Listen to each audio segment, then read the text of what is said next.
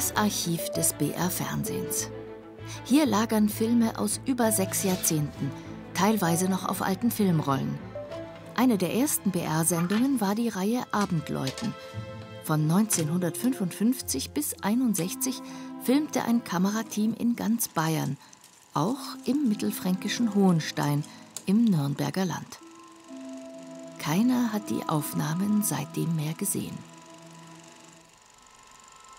Wie hat sich der Ort seit 1959 verändert? Finden wir noch die Menschen von damals? Und das alte Wirtshaus?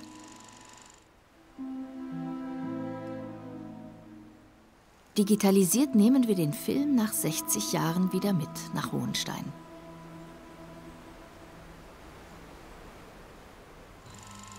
Diese Stelle haben wir wiedergefunden. Aber viele der alten Fachwerkhäuser stehen nicht mehr. Auch das Wirtshaus zur Felsburg scheint es nicht mehr zu geben. Aber hier ist es wohl gewesen.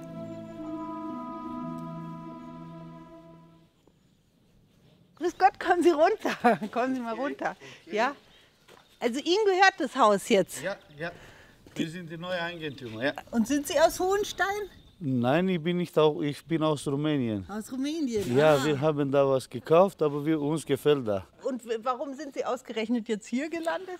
Ja, wir haben da diesen Gasthof gefunden und wir wollen was machen. Wir hoffen, dass wir auch einen Gasthof aufmachen hier. Sie möchten auch einen Gasthof Ja, aufmachen? ja, oder eine Laden in diese Richtung so für Touristen, dass die was einkaufen und sowas. Wissen Sie, wem das vorher gehört hat? Der hat gehört, der Vater vom Gasthof. Diesen Hohensteiner Hof Ja, da ja, hinten? das Hohensteiner Hof. Sieht Schauen vielleicht- Sie da.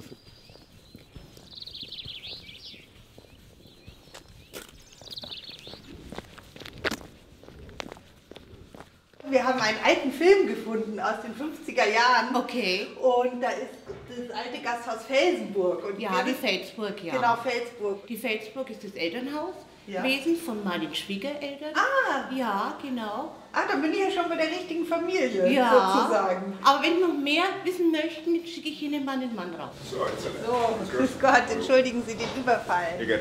Wir haben einen alten Film im BR-Archiv gefunden. Da ist eben auch der Gasthof zur Felsburg drauf. Und Ihre Frau hat gemeint, das war eigentlich Ihre Familie, die den hatte? Ja, ja, schon immer. Schon immer?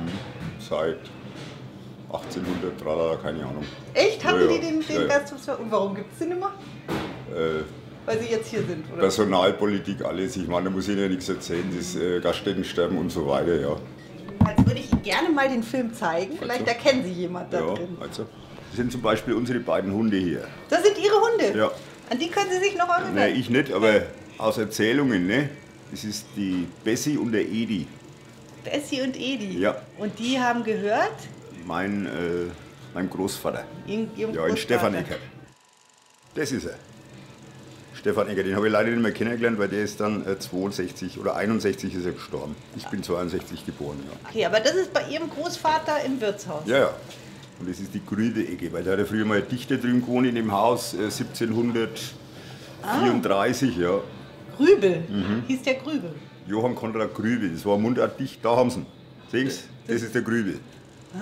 Und er hat damals auf der Burg die Dachrinne quasi saniert. Also dann sind Sie jetzt in 3. Generation oder sogar noch länger hier Wirt, oder? Vierte. 4. Generation, Ja. genau. Das ist der Grund, warum die Gäste zu Thomas Eckert strömen. Auch Mutter Annie hilft, den Andrang zu bewältigen. Windbeutel. Sie sind luftig, süß und riesig und tragen Namen wie Othello, Katharinchen und großer Felsbrocken.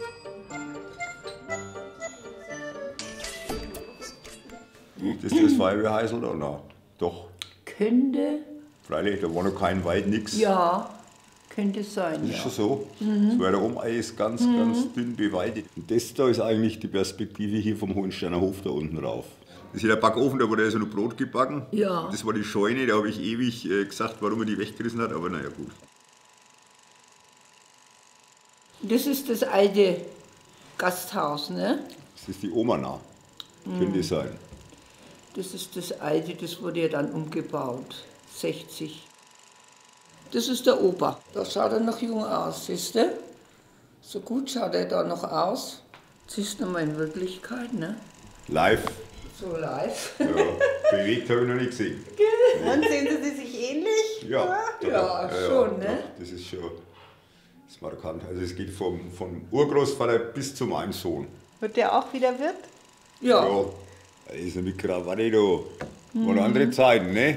Ja. Lieber Schwan. Hat man Ja, das war was Besonderes, wenn du zum Essen gegangen bist. Ja, Das damals, wenn sie ausgegangen sind, haben sie schon einen Anzug angehabt. Ja. Das ist halt nicht ist sonntags immer. Hat sich halt alles verändert, ne? Und wer ging auf die Burg zum Läuten? Das kennt ihr vielleicht von, von dem Postbote-Mutter sein, vielleicht. Die haben doch auf der Burg gewohnt. Das könnte die Mutter von ihnen gewesen sein. Schäfer. Schäfer, Mann. ja, Schäfer. Jetzt sind wir Hier haben wir ja drauf oben gewohnt. Wir haben oben auf der Burg gewohnt. Ja, Unterhalb. Unterhalb. Also auf der Burg selber hat keiner gewohnt, aber unterhalb der im langen Unterburg. Haus. Langenhaus? ja. Im langen das ist Haus. das lange Gebäude, wo sie sind. Ja. Ja. Das da. Könnt ihr noch leben? Die ist schon gestorben. Wie Der heißt Sohn lebt noch. Aber die Kinder sind auch nicht im Ort. Nein, der Ort der stirbt da schon langsam aus. Der Ort stirbt aus. Jahrhunderte lebten die Hohensteiner von der Landwirtschaft. Der kleine Ort hatte eine eigene Schule, 3 Wirtshäuser, eine Schmiede und ein Lebensmittelgeschäft. Heute gibt es nur noch einen Landwirt und das Windbeutelcafé. Der Rest der 116 Einwohner muss zur Arbeit pendeln.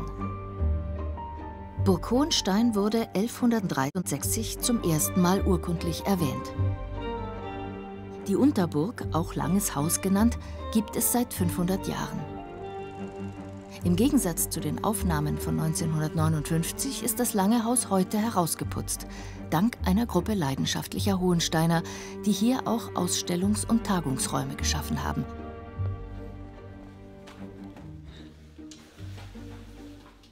Mit 2 von ihnen sind wir verabredet.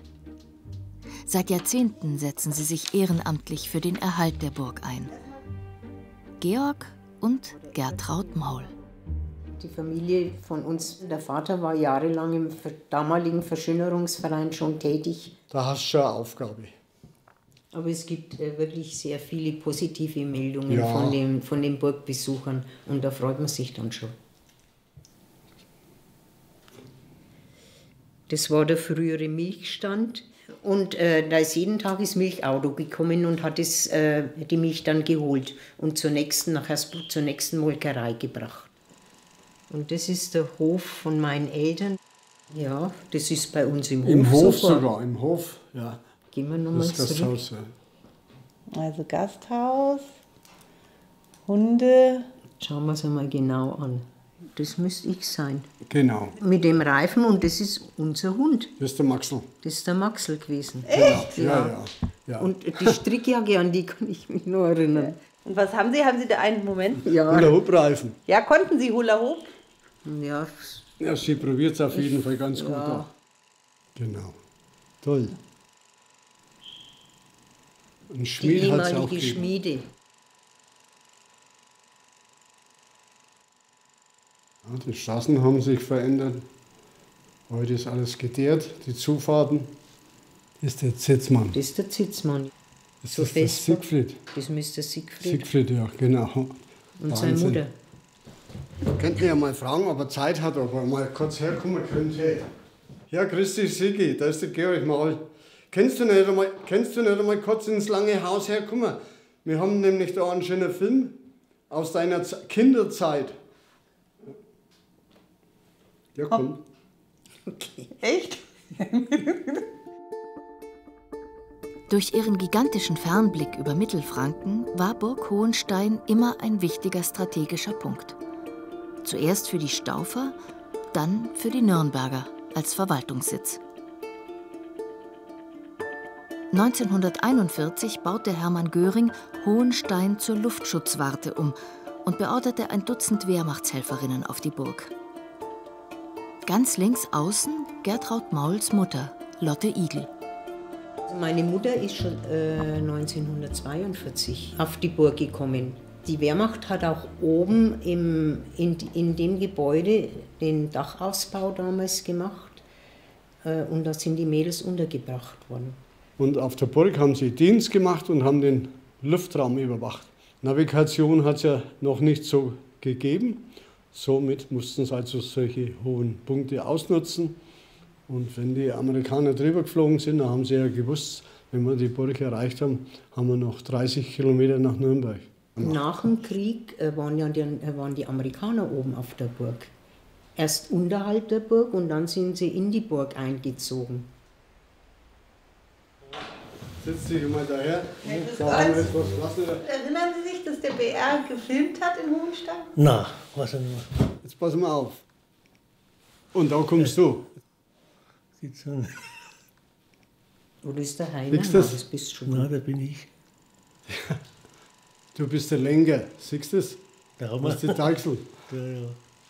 Das weiß ich gar nicht mehr so. Ja? Noch bis in die 70er Jahre hatten die Zitzmanns ein Kuhgespann. Kennst du die Kuh noch? Nein, weiß ich nicht mehr. Ich weiß nur, eine hat Rosel gehabt, aber die meine ich war das nicht mehr. Das ist deine Mutter. Ja. So kenne ich dich auch noch. Mhm. Also Sie wussten gar nicht, dass es solche Aufnahmen Nein, man wusste nicht. Nein. Ja, und haben Sie das gemocht mit den Kühen, da rausgehen? Ja, ja. Das ist immer gewesen, wenn es auswärts gegangen ist, da sind sie langsam gegangen. Und wenn es heimwärts gegangen ist, also wenn wir heimgefahren sind, dann sind sie schnell gelaufen.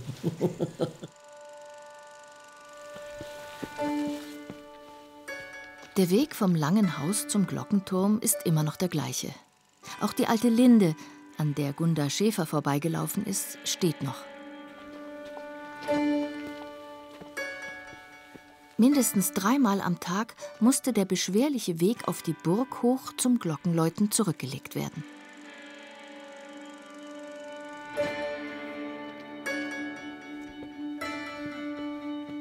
Den Glockenturm gibt es noch. Seit den 60er Jahren wird die Glocke elektrisch angetrieben. Aber die Rille, die die alte Glockenkette in den Turm gerieben hat, erkennt man noch. Die Glocke läutete früher zur Schule, die schon 1685 von Nürnberger Patriziern gebaut worden war. Aus dem ganzen Umkreis kamen die Schüler nach Hohenstein. Den Glockenturm baute man auf die Mauerreste des alten Bergfrieds. Dieser war 14 Meter hoch, der höchste Punkt der Burg. 1999 wurde die Schule geschlossen. Aber das Läuten von Burg Hohenstein ertönt immer noch.